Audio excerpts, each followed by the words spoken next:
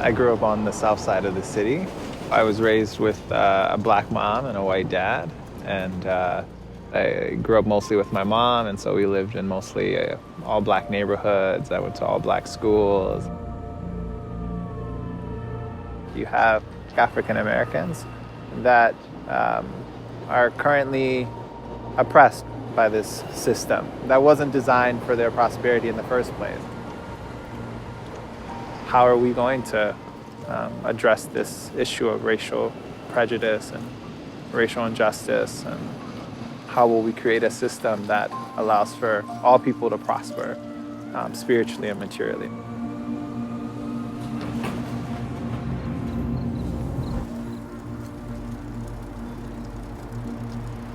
When I think of my childhood or I think of my adolescence, it was a violent society, and it was a society that was divided. And the way that was expressed was through, really through a war. Often people that you knew got killed.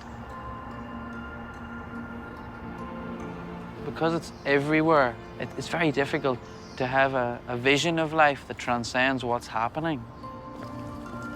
I began to ask questions about the way we lived in this country.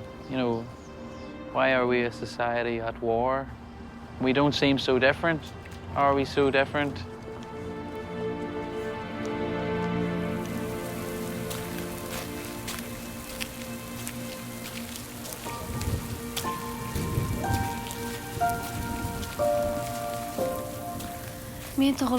The society I was born into, and within which I grew up, has its own very beautiful traditions, and I like these traditions very much. However, there is still this attitude towards girls that puts them in a lower position than boys. Erkaklarga nisbatan bo'lgan munosabatdan ko'ra pastroq hisoblanadi. And this attitude becomes an obstacle for girls to pursue an education and fully develop their capacities. Rivojlanishlari uchun to'siq bo'lib qoladi. Nima uchun qizlar? Why don't we give the same opportunities to girls? Aren't we, women, also created by God? Yaratilgan emasmi?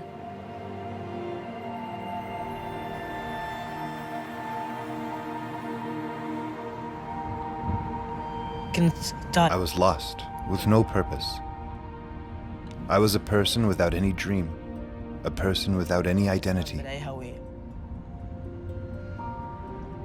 One of the most difficult things for a human being is to leave his country, leave his home, leave his family.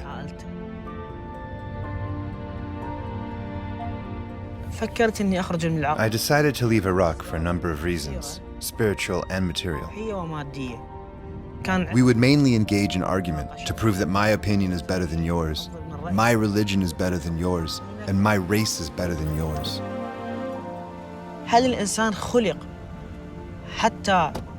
Was the human being created to develop his soul, or to cause destruction and to create conflicts, which have no solution and no common goal?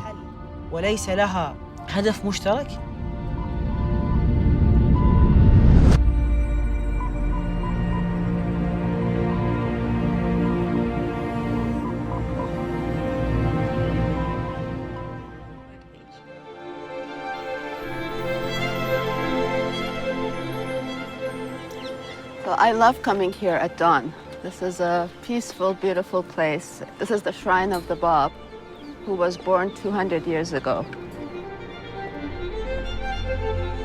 Now, this place is full of joy and light, but at the time he was born, the world was really filled with the darkness of oppression for many people. In the mid-19th century, there was a worldwide sense of messianic expectation. And in Iran, there was a young man named Mullah Hussein who not only felt this expectation, but was convinced that the promised one that he was searching for was already in the world, and that it was his mission to search for him and find him.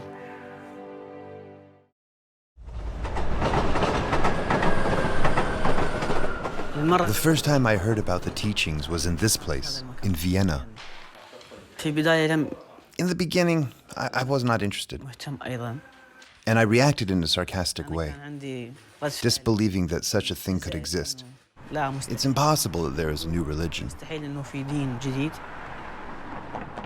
So I decided to investigate for myself, and not to listen to other people, but to my heart. But every step I took was accompanied by fear. So I asked myself, could we be so lucky?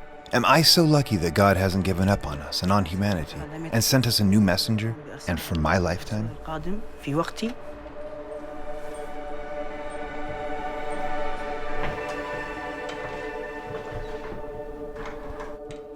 In the days and weeks after the Bab declared his mission to Mullah Hussein, several other individuals came to recognize the Bab independently, and the Bab sent them to different provinces to spread his teachings.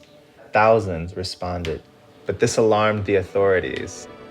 Some refused to acknowledge any validity to what the Bab's teachings spoke of, but there were also some that were very attracted to these teachings.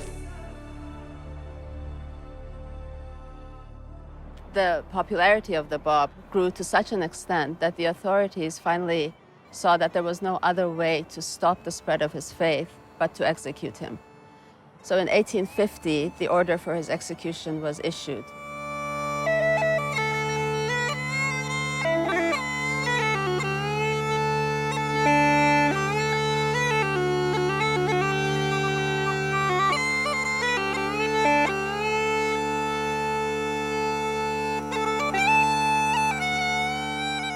When the Bab addresses the crowd in the square in Tabriz to this army who has been tasked with this terrible kind of mission to put to death one of God's messengers.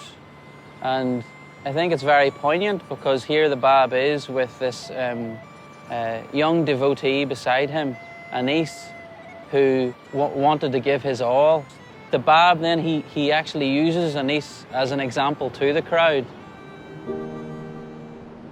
Had you believed in me, O wayward generation, every one of you would have followed the example of this youth, who stood in rank above most of you. The day will come when you will have recognized me. That day, I shall have ceased to be with you.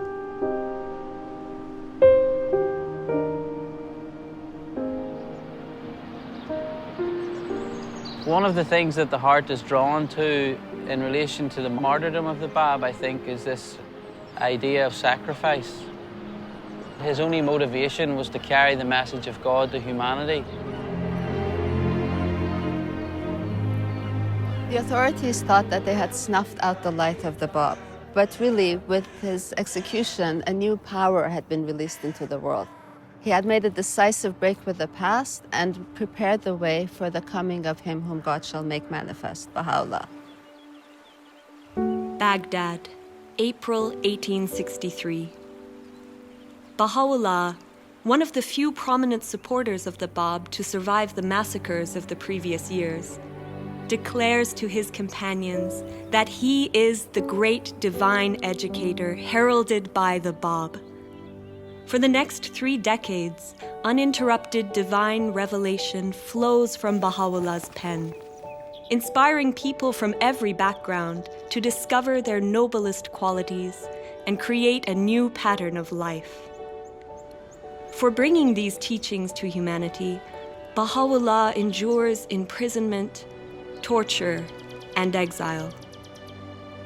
But the fire lit by the Bab, now rekindled and fanned into flame by Baha'u'llah, cannot be extinguished.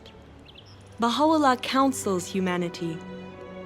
O contending peoples and kindreds of the earth, set your faces towards unity, and let the radiance of its light shine upon you.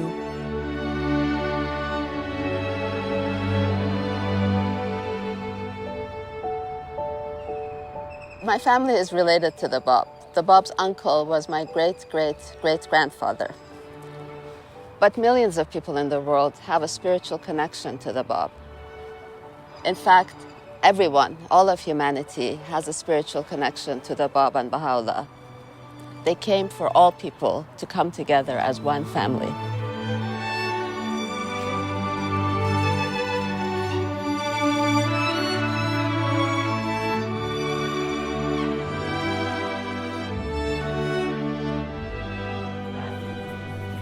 A mature tree is one that produces fruits for others to benefit. One of the signs of maturity is service to others. So in the same way, humanity also has become of age and has reached its level of maturity right now. So it is in that context that also what we do here is try to be of service to mankind. And this group that I work with is learning how they can advance knowledge in terms of food production so that this community around us can benefit from that knowledge.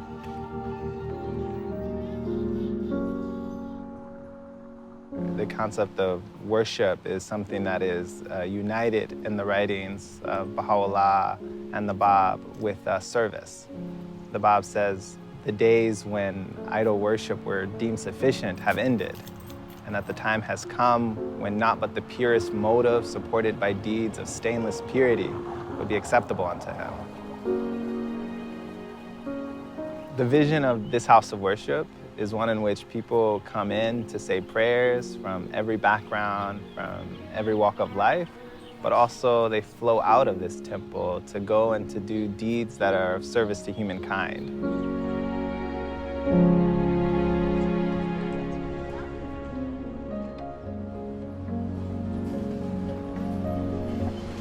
The teachings of Baha'u'llah and the Bab have a very special resonance in the context of Northern Ireland. It's a society that has been divided along religious lines from its beginning. We drove through two communities that very strongly mark their territory by the symbols in the neighbourhood and saying, you know, this is us. You must identify with this particular allegiance. In the context of Belfast, you know, the hub is very significant because, like, it stands for something that tries to connect people to something that is for everyone. So do you remember we were talking about thankfulness and being thankful and what we're thankful for? Oh yeah, you do. You remember. Do you not remember we made our It's a very diverse neighbourhood, and many of the people who live here are young people, and they've seen glimpses of what it can be for people to work together.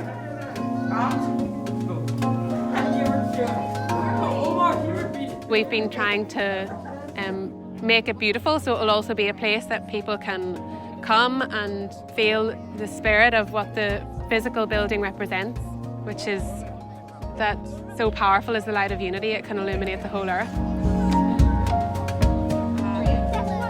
In our process of inviting the friends in that local area to come to the hub, what's behind it is the oneness of humanity. That's the motivating principle.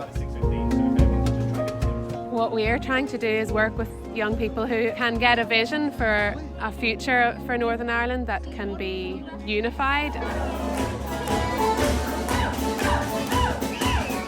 Okay, everybody swing your partner. The fundamental teaching of Baha'u'llah is the oneness of humanity. Your primary allegiance is to humanity, you know, and that it must supersede, you know, your allegiance to your nation or to your tribe.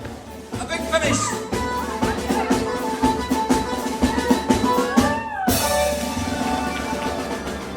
The unquestionable truth is love.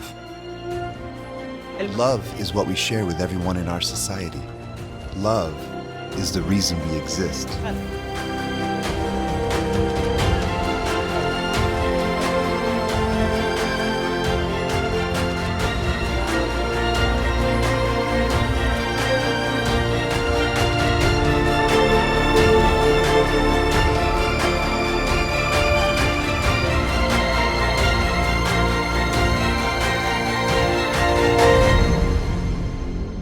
Peoples of the earth, verily the resplendent light of God hath appeared in your midst, invested with this unerring book, that ye may be guided aright to the ways of peace, and by the leave of God step out of the darkness into the light, and onto this far extended path of truth.